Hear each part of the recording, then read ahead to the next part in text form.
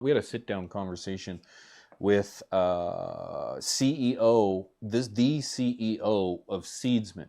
For those that don't know, Seedsman was breached cyberly, no, via a cyber attack, I guess is the best way to say. And they have they've taken precautions. They've emailed. Well, I actually had to sit down with Tom, and I'll let him actually describe exactly what happened in regards to the Seedsman cyber attack. Tom, thank you for meeting with me. I know it's kind of been an unfortunate circumstance that we had to sit down and have a conversation, but I want to thank you for sitting down, having a conversation with me. Just kind of want to dive right into you guys were hit with a cyber attack. What happened? Yeah, so we became aware that one of our servers had been breached. We were contacted by a number of clients at the end of May who had been notified by security software that they were using that their data was out there on the dark web. And we had one or two and we're like, right, what's this? It seemed a little bit strange as it came through on our B2B side of things. And we started looking at it and a few more came in, at which point we raised it with our developers.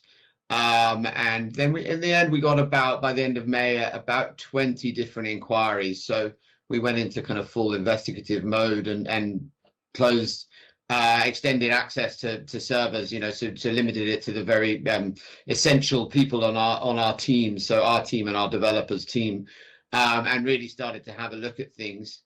Yeah, and then from there it became apparent that we had been breached, so we took on it started employing a cybersecurity firm who our developers introduced us to do a deeper dive and to do a third-party audit really on everything to do with our security.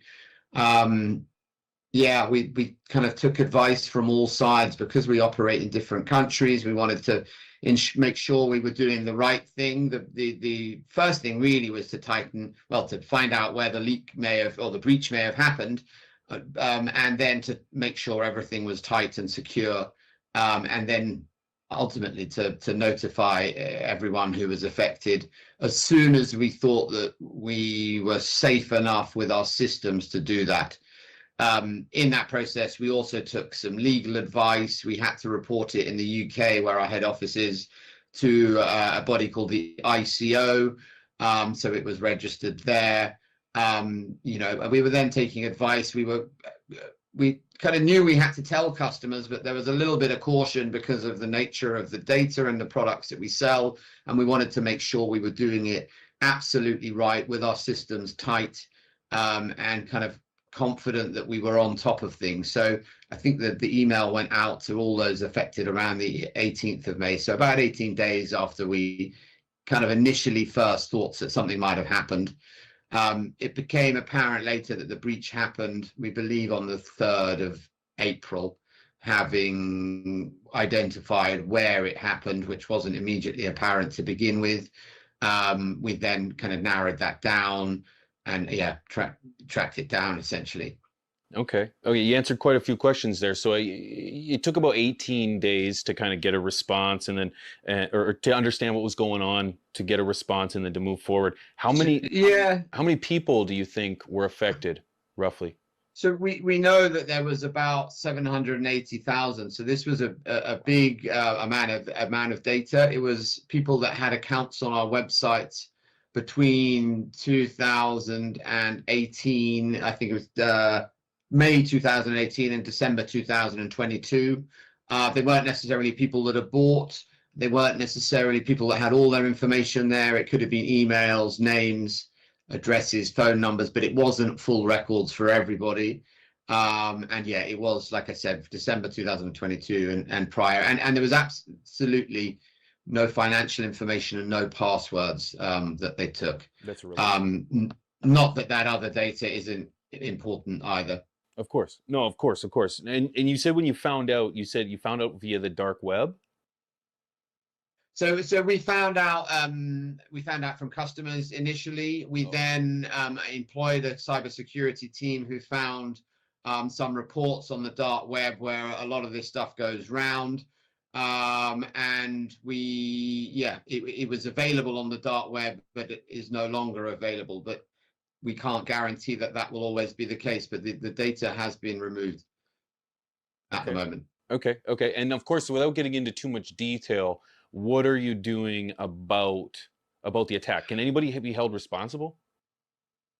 So we can try and find the persons responsible. It's a pretty murky world when you start going on the dark web. I don't know if you've ever done it.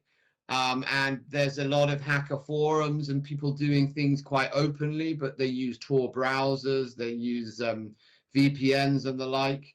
And I think generally our impression is that, police and law, fraud protection, and that is so overrun with these things and can't quite deal with them.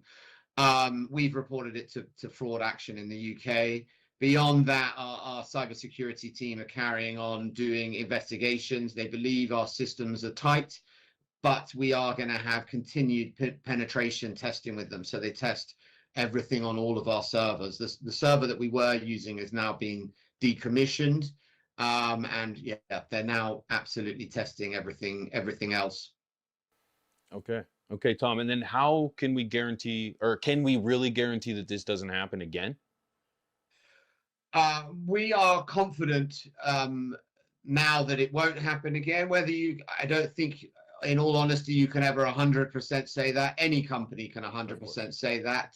Let alone ourselves. When you see, the amount of banks and financial institutions, cryptocurrency companies, and the like, who you'd expect to have big budgets and very tight security, putting out similar emails to what we had to put out. You can't absolutely say 100%. We are in a better position than we were, and we are striving to do better every day. We're looking to attain something called ISO 27001, which is a certification for data security.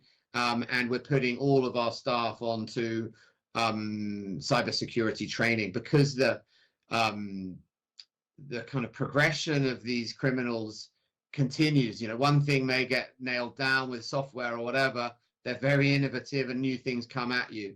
Phishing, spear phishing, there's so many different things that can come at you these days. A load of things that on text message and WhatsApp you can receive from people you don't know. There's just hundreds of them. So we're putting all of our staff through extended training with the idea that that's repetitive and done every 6 months, to stay up to date with what people are using most, and to make sure that we're fresh on things.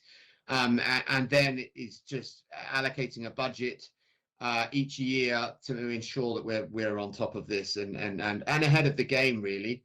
I don't think we were behind the game. I believe we were unfortunate, but really now is having had this happen to us, having let down our customers, is now really to make sure that it absolutely never happens again, and that we're leading the industry in terms of data security and cybersecurity as a whole.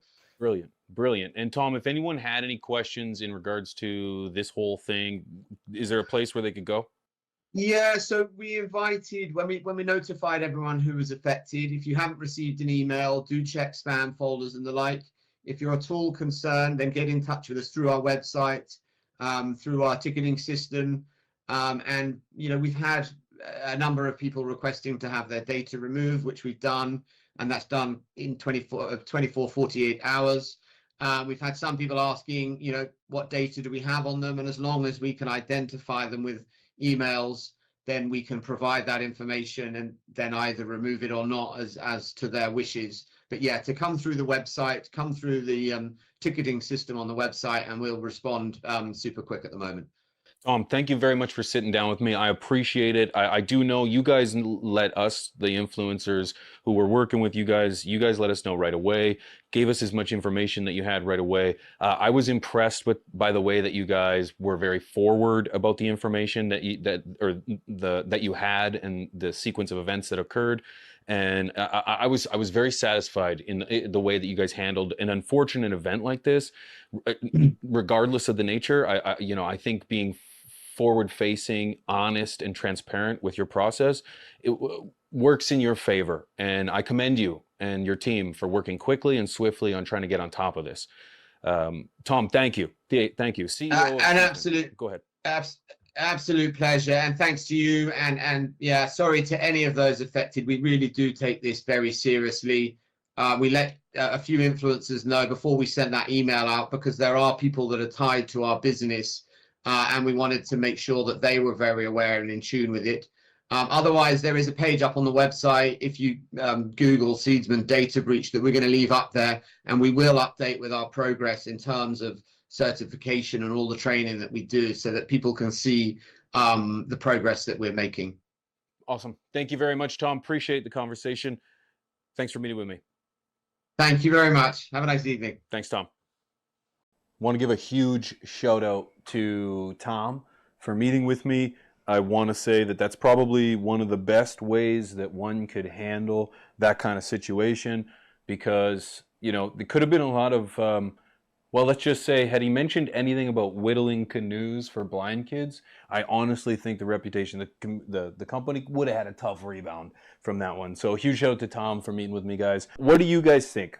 I'll be honest, cyber attacks, cyber threats are a real thing, and the reality is that it's not if, it's kind of when. I feel for anyone that had their information jeopardized, but this is kind of an awakening call to everyone that we need to start changing our information. Make sure you're changing your passwords, okay? I've gotten used to making sure that I change my passwords every so many days, okay? All your passwords should be changed every so often. I kind of live in this like weird nut house that I should change them every so often. I know it's a pain in the ass. You can't auto sign into things, but at least you can live under the kind of expectation that it's going to be a little bit more difficult for people to get that information from you. Okay? So the onus is on us. Huge shout out to Tom for making the right call to get to the bottom of this right away, and kind of just hit the hammer on the head in regards to, this is the solution, we're going to make it happen. It can't be easy. Huge shout out to Tom for meeting with me and having that conversation. But I pass the information off to you. Are you taking precautions to avoid cyber threats in regards to changing your passwords, having two-factor authentication? That's another huge one. When someone logs on somewhere, you should be notified that, wait a sec, someone logged in. I hope the answer is yes. And for the sake of anyone who's maybe fishing the chat, everyone must say yes.